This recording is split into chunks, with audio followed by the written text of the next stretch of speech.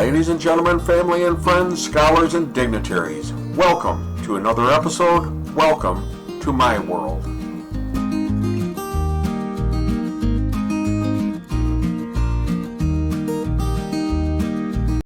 Hello, friends. So, one of the most misunderstood emotions of them all is love. The fact is that you do have a power today. In fact, it's a superpower. It's stronger than super strength, more useful than X-ray vision, and 100 times better than invisibility.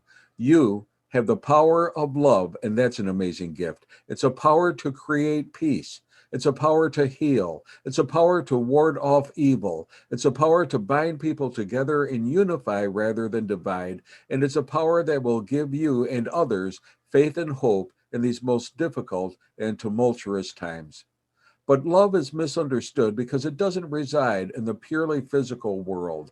It both transcends and encapsulates all states of being. It is neither a feeling, nor a value, nor a philosophy, nor a theology, an ideology, a moral principle, nor a spiritual or even a physical phenomenon. In fact, while the English language is very narrow, the Greeks actually have many different expressions for the word love, showing just how holistic it really is.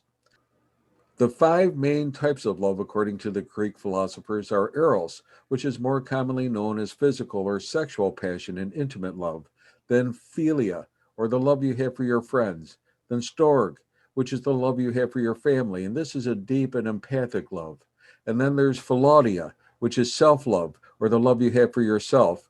And then there is one of the greatest of loves, the love that Jesus taught us to have for everyone, for all of our brothers and sisters, agape, which is unconditional love, altruistic love for all. The Greeks also define other types of love: obsessive love, playful love, enduring love, and so many other kinds. And I just think that it's interesting because on television, when they talk about love, they're usually talking about eros, about sex, and to be truthful, that's the least important of all the types of love. Man is a social animal. We are built to need other people. And most importantly, love is as basic a need as air, water, as food, safety, and shelter. Just ask anyone who is secluded as a prisoner of war or as an inmate in solitary confinement, or ask someone who doesn't have any family or friends. Now, many people don't realize this today, but the most popular college course in all history was taught by a psychiatrist by the name of Leo Buscaglia at the University of California in Los Angeles. Buscaglia was born of Italian immigrants. He was raised Catholic, and together with the passions of the Italians, lessons from his youth, and learning from his international travels, he developed his own style of thinking and teaching. Leo was a professor at UCLA in the 1960s and 70s. After the incident of a student's suicide, which left him shocked and perplexed, he decided to start teaching to the heart instead of to the brain. He began a course called Love 1A. His colleagues were skeptical of the course. They didn't even expect it to draw 50 students, but it drew over 600. He soon discovered that no one else had ever developed such a meaningful course such as Love, and it soon became the most popular course in any university of any country.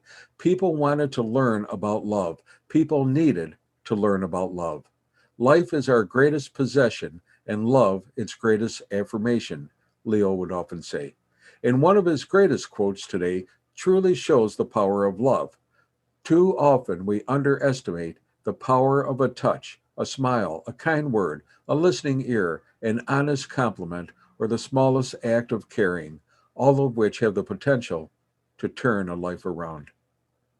Buscaglia taught, love is life, and if you miss love, you miss life. Love is always bestowed as a gift, freely, willingly, and without expectation. We don't love to be loved, we love to love. People have different definitions and different meanings for love, but the fact is that too many people do not have the correct idea of love or really know what it is, how important it is, and how to share it. He would often say, the measure of love is to love without measure. Agape is Greek for love. It's the highest form of love, charity. It reaches the highest levels of love, to the level of love of God for man and of man for God. Agape embraces a universal, unconditional love that transcends, that serves regardless of circumstances. Translated literally, it means affection and has been used to denote love of a spouse or family, affection for a particular activity, and especially brotherly love. It is said that love of this magnitude is divine love. In the Sermon on the Mount, Jesus said, "You have heard it said that you shall love your neighbor and hate your enemy. But I say to you, love your enemies and pray for those who persecute you, so that you may be sons of your Father who is in heaven."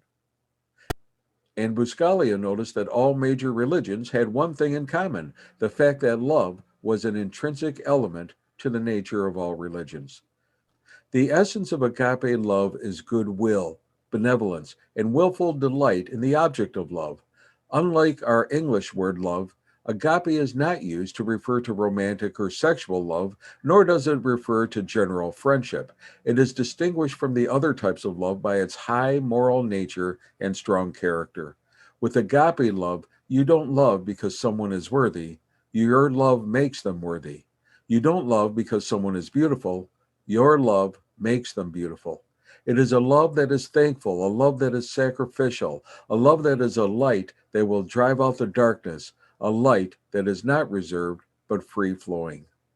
Imagine, if you could, loving people purely for their own sake, and not because of any need or desire of your own, but where you purely desire their good with an unconditional love that transcends humanity, almost a divine love. Agape love is unconditional love. Unconditional love is that which is always giving and impossible for someone to take or be a taker. It devotes total commitment to seek your highest best, no matter how anyone may respond. This form of love is totally selfless and does not change whether the love given is returned or not. It is selfless, it is altruistic, it is spiritual. Leo Buscaglia was a dynamic and heartfelt speaker.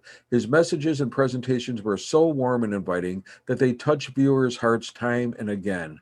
He soon became known as one of the best motivational speakers and was a popular guest on television talk shows, on the lecture circuits, and at one time, 5 of his books were on the New York Times bestsellers list simultaneously. In total, his 15 books on love sold over 10 million copies.